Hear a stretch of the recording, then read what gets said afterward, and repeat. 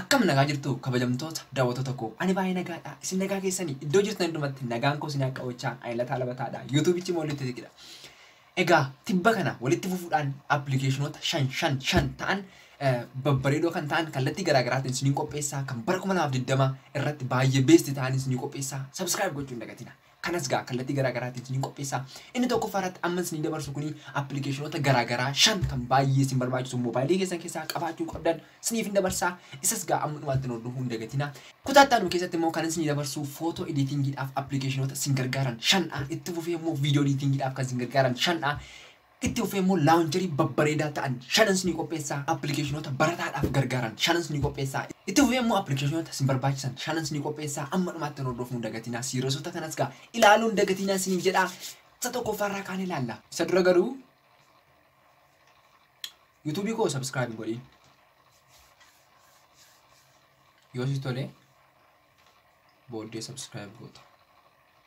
Mee gara appii sanatti dabarru.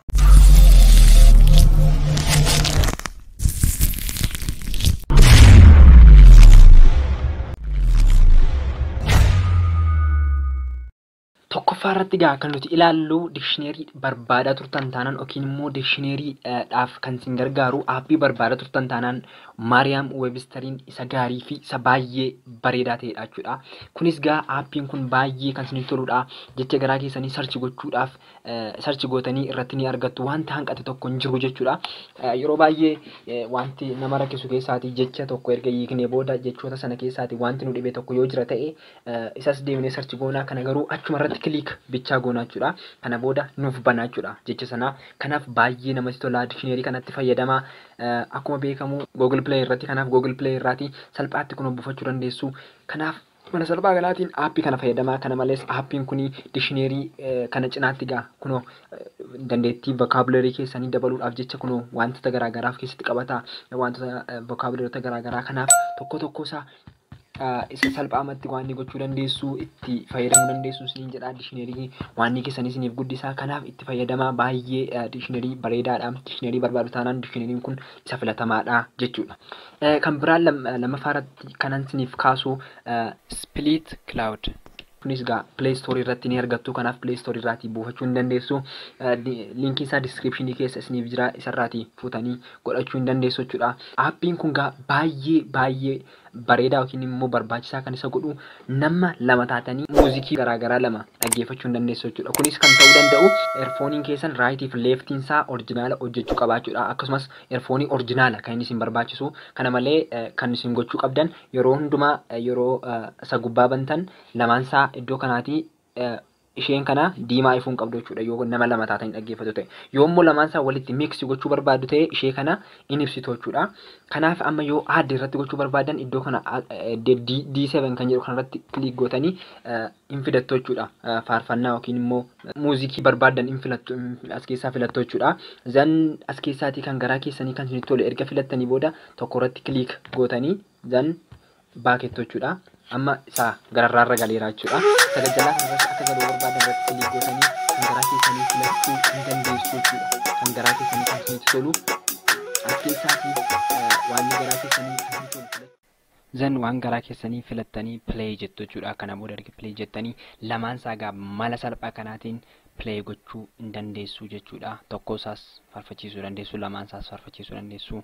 Tole amma sadaffaarratti immoo kan nuti ilaallu qaama keenya jabeeffachuudhaaf wanta nun gochuu qabnudha jechuudha. Amma aappii kana sitti agarsiisu namni miiliyoona 100 ol kan daawunlood godhatedha jechuudha. Aappiin kun home workout jedha. Home workoutiin kun akkuma beekamu Play Store irraati argachuu dandeessu. Nama miiliyoona 100 oldha kan kana daawunlood godhe.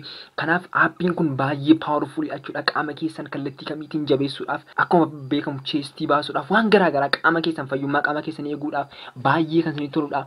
Gubbaarraa gaatanii gadi adeemtu akkasumas chaalenjoota garaagaraa amma guyyaa 28tti kan isin gargaaru waan garaagaraa qaba. Kanaaf itti fayyadamaa isiniin jedha. Tokko isaa gubbaarraa gara gadiitti yoo adeemtan gaariidha. Akkuma isin ajajutti waan hundumaa hojjetaa deemuu qabdu. Irra dabarsuu yookiin immoo irraa hanqisuu hin qabdanii. Kanaaf kun aappiin kun ispoortii hojjechuudhaaf manatti meeshaa tokko malee kan isin gargaarudha jechuudha. Meeshaa fayyadamuun gaarii miti. Dooktorotaanis hin jajjabeeffamu. Kanaaf mana keessanitti meeshaa tokko malee kan isin hojjechuu qabdan aappiin kun baay'ee isin gargaara jechuudha. Kanaaf aappii kana ammuma kana daawwadhaa godhadhaatii itti fayyadama mana keessan yeroo teessan kanatti jechuudha. Aappii ani arfaffaa irratti isiniif kaasu kun immoo Power of Positive Thinking dha jechuudha. Power of Positive Thinking kun jechoota babbareedoo ta'an kan namatti tolan yeroo yerootti guyyaa guyyaatti daily dha kan inni nama ergu. Power of Positive Thinking of Daily Cards dha maqaan isaayyuu. Kanaaf guyyaa guyyaatti dha kan ergu. Aappii kana Play Store irraa argachuu hin dandeessanii. Kanaaf Google irratti search gootanii Google irraati buufachuu hin dandeessu jechuudha. Google irra jira waan ta'eef garuu Play Store irra waan hin jirreef kanarraa achirraa argachuu hin dandeessanii. Zan yeroo guyyaa guyyaatti isiniif gala notification sana banuudhaaf bantanii intarneetii xiqqoo tokko duwwaa isin gaafata isheedhaan bantanii read gootu jechuudha wanta guyyaa keessatti jiru. Zan kana booda guyyaa guyyaatti daily card isiniif gadhiifamu isiniif kenna. Kana booda jechoota babbareedoo isinitti tolan guyyaa guyyaatti daily card isiniif kenna jechuudha. Kun immoo jireenya keessan lafarraafis waaqarraafis baay'ee isin gargaara jechuudha. Kanaaf aappii kanatti fayyadamaa isiniin jedha.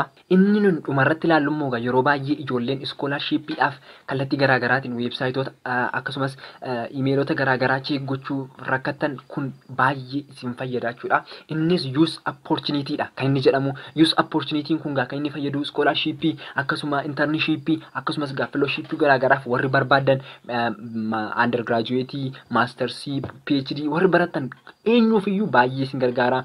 Intarneetii barbaachisaa itti fayyadamuudhaaf yeroo daataa keessan birrii baay'een fixu waan ta'eef wantoota garaagaraa iskoolarshiipota gadhiifaman kallattii garaagaraatiin isinii gargaara waan ta'eef kanatti fayyadamaan isiniin jedha. Kanas baay'ee aappii baay'ee filatamaadha. Itti fayyadamaa notificationii garaagaraa fidha. Kanaaf manuma keessan teessanii utuu weebsaayitoota garaagaraa cheekiin godhiin iskoolarshiippii barbaadan hundumaa salphaatti toora kanarraati argachuu dandeessu isiniin jedha.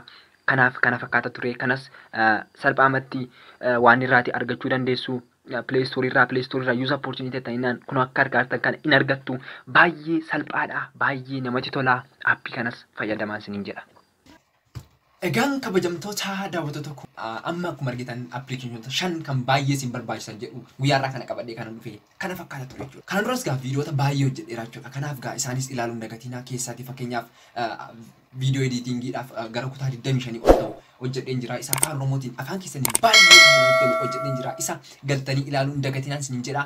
Akkasumas kallattii garaagaraatiin wayii kompiitaraa, wayii moobaayilii irratti, wayii intarneetii irratti appilikeeshinoota haaraa ba'an akkasumas sooftiweeroota garaagaraa irratti appilikeeshinoota viidiyoo garaagaraa hojjedheera. Isas keessa galtanii ilaaluun dandeessu. Pileelistoota yuutuubii koo keessa galtanii erga pileelistii keessa galtanii tokkoon isaanii akka qoodama isaaniitti qoqqoodamanii jiru. Kanaaf isa keessa galtanii waan garaa keessanii irraa barachuu hin dandeessu isiniin jedha. Subscribe gochuu hin dagatinaa. Hiriyoota keessanis irratti affeeraa. Kana fakkaata ture qophiirraa kanumaan xumureera. Qophii biraatiin namoonni agarrutti yeroo gaarii horaa bulaa.